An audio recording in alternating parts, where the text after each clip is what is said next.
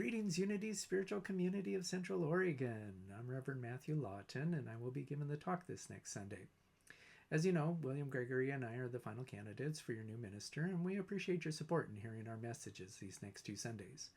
My talk will be first, this Sunday, November 2nd at 10 a.m. West Coast time.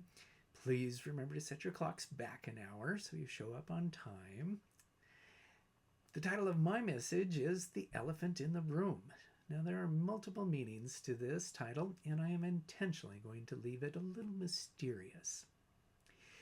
But I will tell you, we will travel to India to hear a story and to take an inner journey of reflection. I'm hoping there will be an aha moment, like board chairman Sarah Jones talked about this last Sunday, and I'll provide a time of healing around some of our past wounds. There will be cleansing water and a fiery end.